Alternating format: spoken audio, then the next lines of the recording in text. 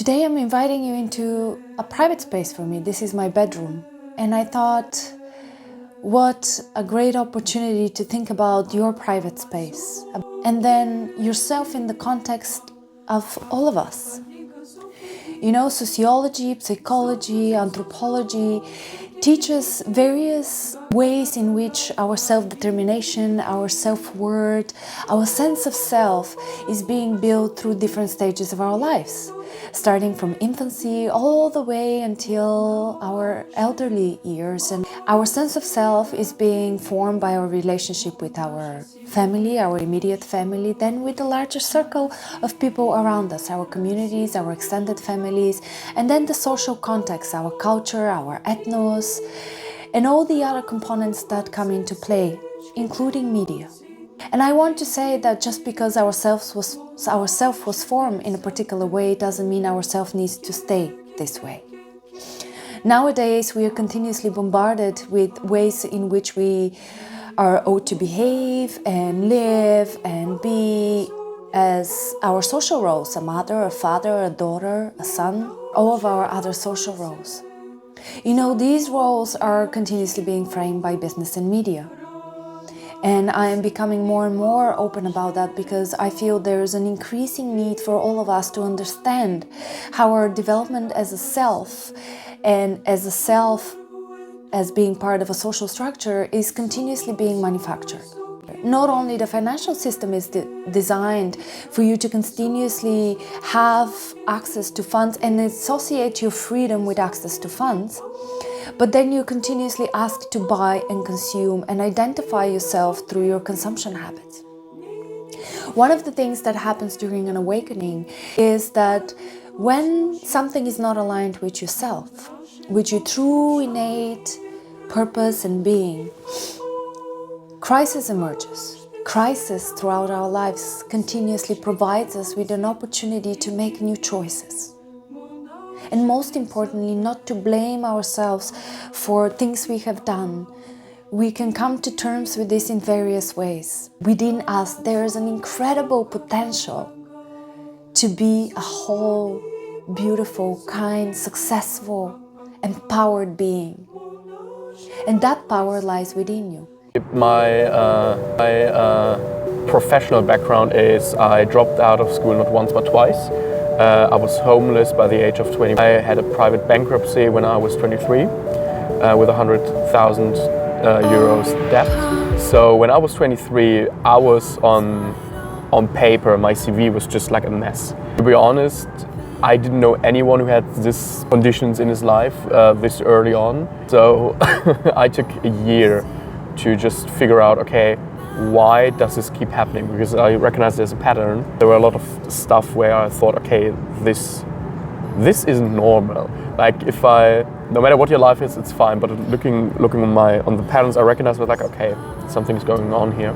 So I spent a year just looking on myself and figuring out who I am as a person and how does my brain work. Because I met so many amazing people already at the time, and I never quite understood how they were happy and how they were having good times, and they just keep adding amazing memories, and I just seem to make horrible memories.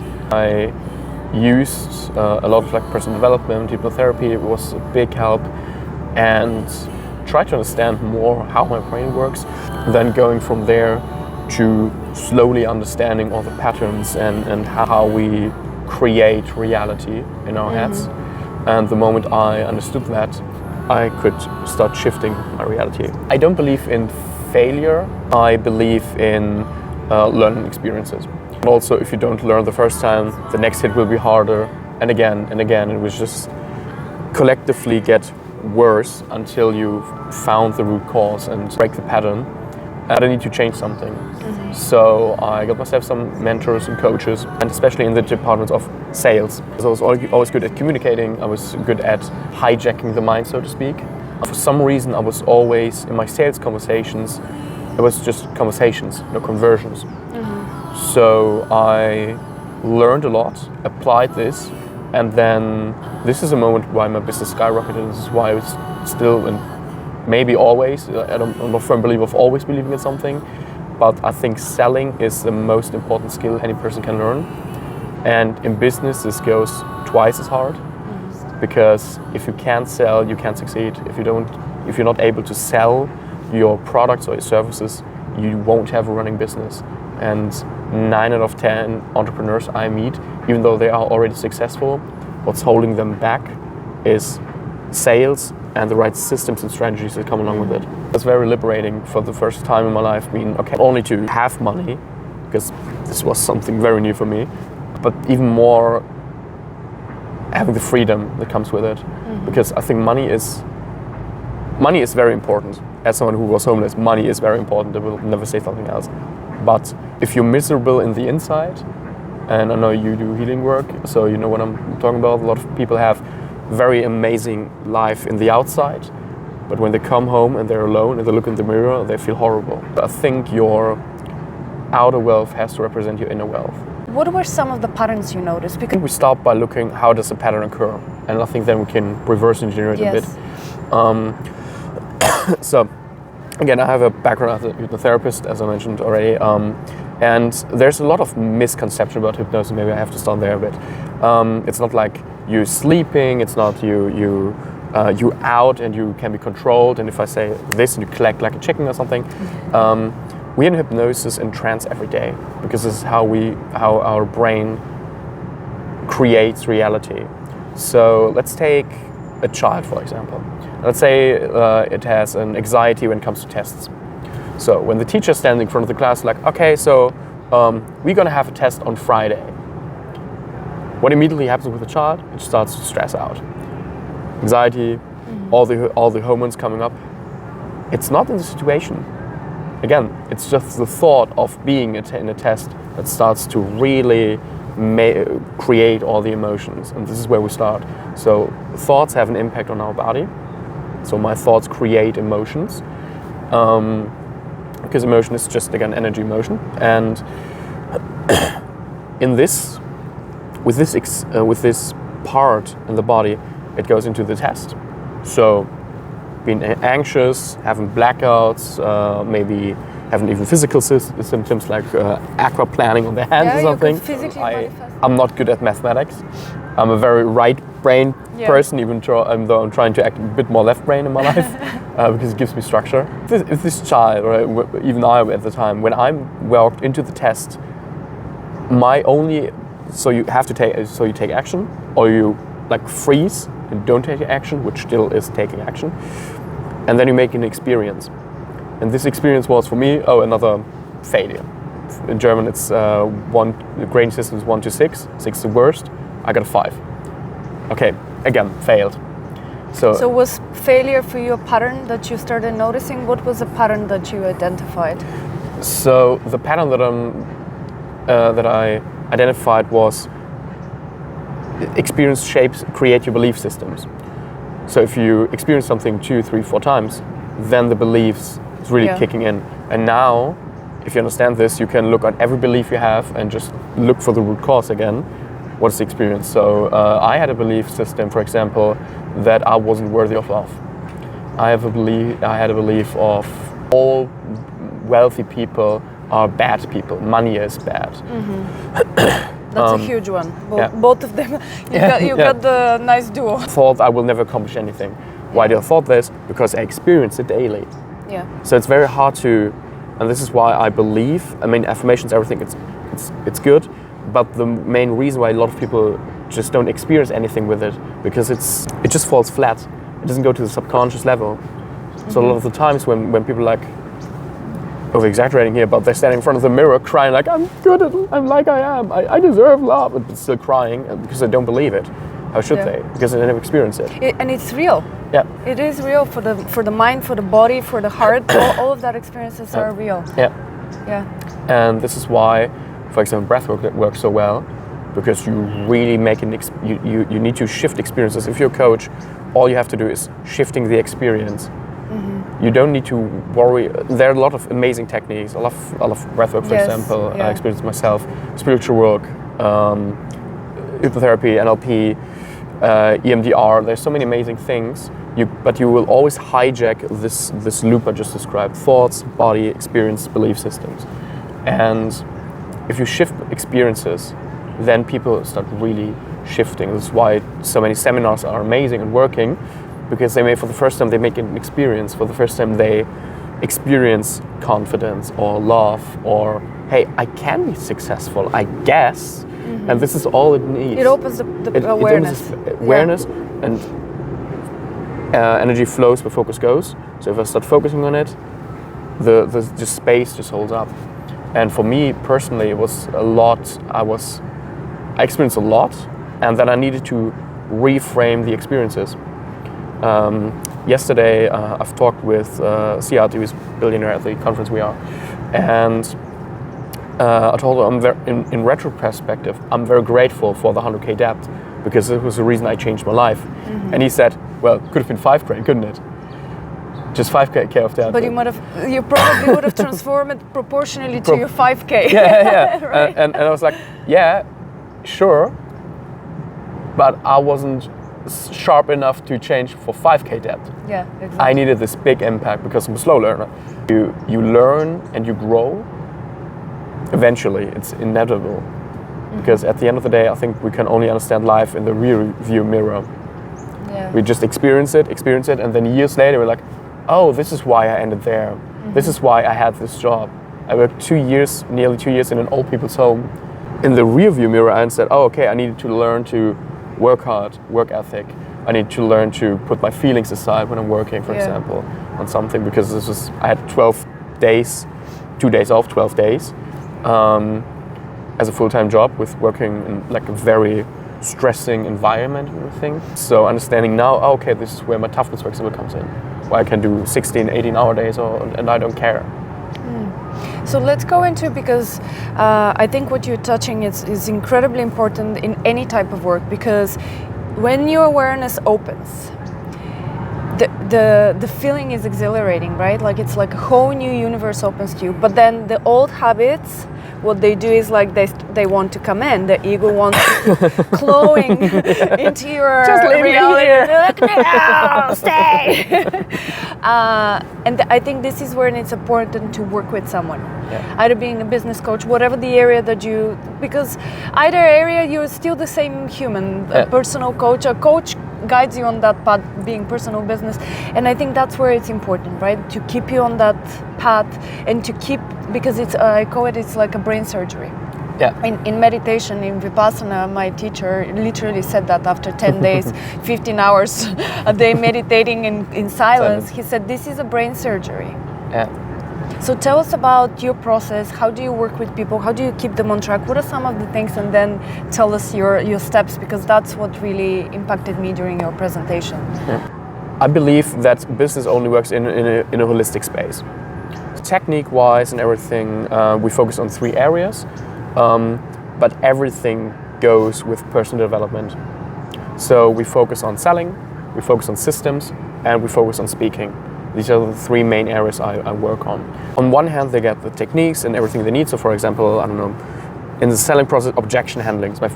I love objections in sales, because for me it's like spice in the soup. This is where it gets interesting, because everything to that point is, every sales conversation is the same anyway. This is the moment where I'm like, okay, now we're getting like some spice in, now can get a bit of wordplay, and it's fun for me, back and forth. And then I realized, a lot of business owners, they've been 10 years in business. When I tell them, it's like Christmas, they come always at the same time and people aren't prepared. Yes. And this is the technique part. And on the other part, we have to work on the confidence. We have to work on, hey, you have to understand, you are allowed in your sales process to ask questions. You are allowed to help the person and to guide them to the decision. Mm-hmm. Because a lot of the times, coaches are my favorite example for this. Every coach, bold claim, every coach wants to help. And their product, their service is helping people. They're making the world a better place. But the moment they refuse to go into the objection handling process because they are too afraid, or they are too, I don't want to push people, they're doing more damage than good. And for me, that's a no-go, because they have a obligation as a coach. You have an obligation to help people. You're refusing just because you're too lazy to fight the little voice in your head that's telling you can't do this right now. For me, it's unacceptable. Do you think it's lazy or it's conditioning? I think we all condition, as you said, you have these limiting beliefs of not worthy or I don't deserve money. I think on one hand, you are better than your excuses. You just don't see it. I worked with a lot of hypnotherapists, because hypnotherapists are an amazing example on how to not run a business, unfortunately. How not to run a business? How not to run a business. Okay, let's go into that, because we're opening a lot of brackets. But we'll close the loops eventually. We'll close the loops, because I find the world needs a lot of holistic practitioners right now. And it's huge. I have a lot of people like that in my network. And it's huge because these are people that want to help, similar to the coaches. They are coaches in a way. But they have huge problem with the sales, because they don't feel they have the right to sell, right? Because they're in the holistic space. Who am I to help? Who am I to get money for the services I provide? And at the same time, how do we reach that? How do we show them? Because it is a business at the end of the day. A lot of the times, what I realize is a lot of coaches, therapists, holistic healers, energy workers, they are willing to spend thousands and thousands and thousands in some certificate, but they don't invest in their business. You should have a skill to run a business, don't get me wrong, but at some point, first of all, it's for you to learn, and I think we should learn lifelong. I believe in lifelong learning. But there's so many times when I was talking to people, I'm like, okay, let's build a business for you. Let's really, because if you're good, you are allowed to have money. It's your birthright to be wealthy, and the only person holding you back is you. So a lot of the times when I work with healers and coaches and all this kind of stuff, they have the worst belief system themselves when it comes to success and making money. So this is where we work. I've been on to myself, it's possible. Why would you charge an hourly rate? So also a lot of them just need to raise their prices. It's a huge thing. So many times like, oh yeah, so I want to charge 100 euros. I'm like, if I live in Germany, as a freelancer, I have to charge at least 220 to go even after taxes, healthcare, internet, your rent, space, renting the space and everything. So a lot of the times, people don't do the math beforehand, and then they charge way too less money, and then they wonder why they can't attract clients or why they work so much, because the client is like, oh, I didn't have the immense result I hoped for, so I'm not coming back, which is happens a lot. People want the easy button, you know? And even if they can get the easy button, okay, so the hourly rate is $100. It just took 30 minutes, so I pay 50, right? Why? You should always charge for the result. Not even packages, not even like, okay, so, and we do a package of like 3 sessions and you get it in total of, we work until you have the result. And if it takes us now, it takes us now. If it takes us half a year, it takes us half a year, it's fine. And then you charge, and so you need to good positioning and everything, and then you charge a rate which is good for you as well. Because if your goal is to make, let's say, 10K a month, this is like the goal. You don't need 20 people, you can have 2. And the third one, if you want to help people, you can work for free. I like where you're going, because I think business is changing in general, either being a large corporation or practitioner out of your office or home. What do you coach? Let's say if you're a nutritionist. Because nutritionists right now, as you see, it's becoming very popular because they help with hormones, perimenopause, menopause, andropause is the male version of it. And how would you coach somebody who is in a corporation? Do you use the same technique? Do you find the same things? Do you find the same limiting beliefs and patterns in people, or there's a different based on the industry? Can you walk us through that? Limiting beliefs occur at all levels, all industries, and a lot of the times it's always the same things. I don't allow myself to be successful. I don't believe I'm good enough. I lack the confidence. Everyone will be successful except me because whatever comes next. And one part is the coaching, the other part is how we look on the system side, how we scale the business, how we make a business plan, the consulting. So if I take the nutritionists, for example, a lot of the times they're like, okay, so I help people have amazing nutrition and lose weight. This is like the most common thing, I assume. And so they walk around, charge hourly rates, and then in like 10 weeks you will have some results because this is natural progression. You could also just say we work together as long as needed. Approximately, it takes us about 10 weeks. But if we go longer, we go longer. So for this journey and for the accountability and for someone who's really making sure they will get results, I'm going to charge you 10 grand. In the 10 grand, you have weekly calls, you get the nutritions, you get diet plans, you get an exercise plan, everything whatever you need. So you're talking about building a program. Is better than having these one-on-one sessions. Yes. So you build a program. You can do it one-on-one. You can do it in a group. Doesn't matter. Group at some point you need to group to scale it. But it's a package service. It's a package service to a fixed rate, and then please don't make payment plans with like $50 for 40 years. Because I've seen I'm not gonna name them, but I've saw very, very famous German trainers who sold a seminar for 8 grand, and they did €50 plans. And in my opinion, that's insane, especially because this shouldn't be legal, to be honest. Because if you can't afford it, I like pushing people, that's fine. But if you can't afford it and you have to have 50-hour rates, €50 rates for 8 grand, that's like a mortgage. Ultimately, it becomes a mortgage in your coaching. So if you have a business, you have to make down payments and everything. I'm just saying this because I love your coaches, but I know you.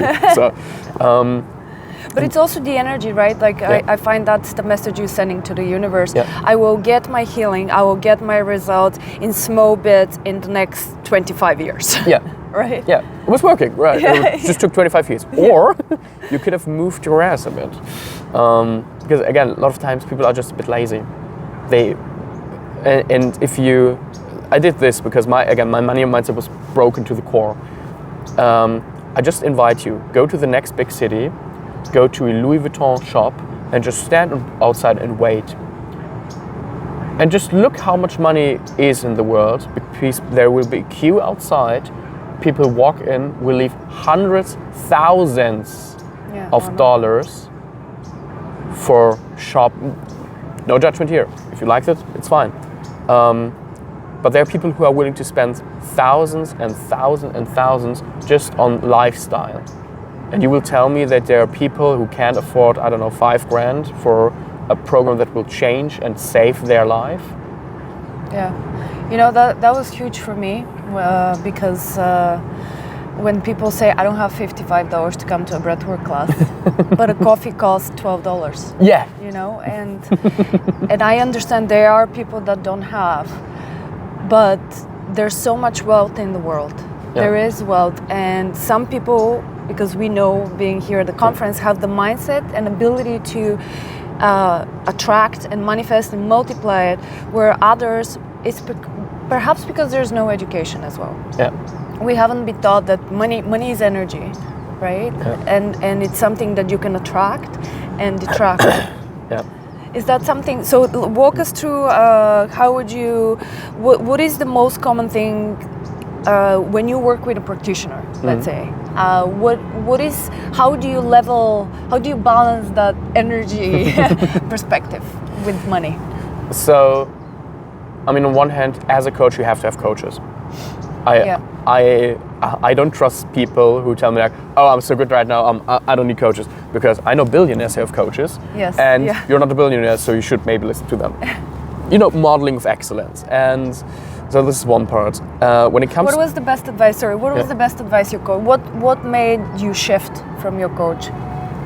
One I already mentioned is at some point you're too old for a shitty childhood, so you have to take action. Like that's direct though. I had very brutal coaches, which is why in my system was why I succeed, because you can be you can be tough, fair, and respectful. You don't need to be an asshole for that. Be tough for the sake of being tough. Yeah. I'm also tough with my students, but I'm also very friendly, and I'm gonna want, because I want them to succeed, and I'm just gonna tell the things they don't want to hear but need to hear. And when it comes to the best advice, it was probably even like a coach. It was just a trainer who just looked me in the eye and was like, just get your shit together. Very straightforward. Yeah, educator. You don't need to teach a lot. Sometimes you just have to remind them of the things they already know. And I know a lot of the things, for example, that I already spoke about, you already know that. Sometimes it's just good to hear it again, because it's a different time. You're in right now in a different era. We were 10 years ago, 5 years ago. So sometimes you just need to hear it again.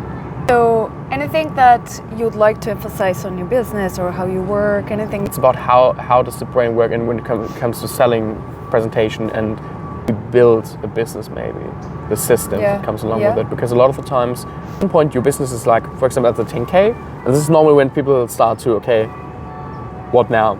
A lot of people get stuck there. And if you don't want to build like an empire, that's totally fine. But if you want to create more impact, you have to scale. That's the unfortunate truth. And a lot of the times when it comes to speaking, when it comes to selling, focus so much on only one side, so either strategy, so we don't grow personally, or we just focus on personal growth and just hope that strategies will fall into the place. It won't. I tried this for way too long, it won't. So you need someone who's guiding you through the process, helps you in terms of how's your sales process, because this is where you always should start. Don't focus on marketing, focus on sales, because if you have 100 potential clients, but you can't close one of them, but you have 100 conversations, you spend a lot of time and money to get there. If you have 10 conversations, you can get them by accident, if you're good at selling, and you close 9, you have a successful business. So focus on selling, then focus on marketing and branding, and then focus on how you can scale and build the systems. And then you have to know your numbers, unfortunately. I tried to fight this for so long, because I don't want to, because it's not my strength. I know. Again, I feel you. It's like, two right-brainers sitting here. Yeah, right, two right-brainers. It's like, yeah, I know I have to. But also there are colors and there's vibrant, there's emotion. So I'm just going there. No, go back to the table. Do your Stay the course. Stay the course. Do a liquidity plan. Plan the money when it comes in, when it's going to go out. Make a plan, and you have to do it once, and then you can just adjust. So if people want to work with you, so let's say somebody watches this video and they're like, you know what, I like Lukas, I want to try his way. What is your process? So if you want to work together, the easiest way is just to hit one of the links, probably here in the description, and free 15-minute chat. So we're just going to talk over the phone. I'm going to ask you, I'm going to be very honest, I'm going to be asking you all the questions you need to hear, that you don't want to hear, on why your business isn't succeeding. And then we have another chat where we can look on what's actually what you need and how I can or cannot help you. And this is how I work. I'm looking for people who... So you would ask, so let's say somebody is not sure how to start their business, or they have all these ideas. Is that somebody who can still work with you and you can guide them on framing, or are you working only with people that already have the business idea or been in business? So it depends where they are. I'm always looking for people who are determined. Yes, you have to be able to invest. I'm not going to beat around it, obviously. If you already have a successful business, then I'm probably the best fit for you. Because if you're just starting, we have open seminars who are an amazing way to start, because easier to just start out with the right techniques. You get successful. You get the first, 3-4 clients or whatever monthly, and then come back and then we talk. And if somebody is in a larger corporations, how do you fit into that structure?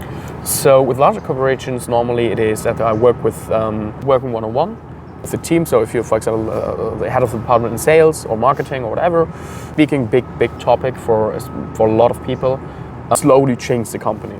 So I have companies I've been working for now 3 years. I have big corporations in Germany with one department, and then slowly make a shift. And over the course of it takes time because corporations are Yes, slow yes, as hell. yeah. The time you can see the difference in the departments. In productivity. In productivity and closing rates, and just best feedback are the customers. Not the new customers, the old customers, like, something changed here. Because if they can see it and feel it, it's when you know, okay, this is on the right track right now. Yeah. This goes for everything.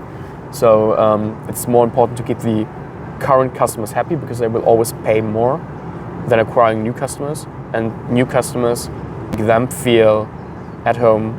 An amazing ecosystem, which goes way too deep now. But if you can create this, then you're fuel for life. Apple is an amazing example of this. Don't care if you're an Android guy or not, Apple has an amazing ecosystem. Why I know this? Why I fought Apple in my head for years, and now I use everything in Apple because it just makes more sense. And this They is when have the best customer service, I have to say. I'm not an Apple person, I have a couple of Apple products, and I love calling them every time we resolve the issue within minutes. Yeah, and this is what you need to train people, you need to be skillful. That's a culture. That's a coach. And then, talking about communication skills, if you can communicate well, even if you can't help them, you can make them feel good, because people will forget what you say, but they will never forget how you make them feel. Yeah. And if you can make someone feel special, like you did with me, for example, for the last, I don't know how many minutes, cherish this moment forever. Yeah. And I will. Yeah. Lovely. Thank you so much. Thank you. That deserves a hug. Lovely conversation. Thank you so much for opening.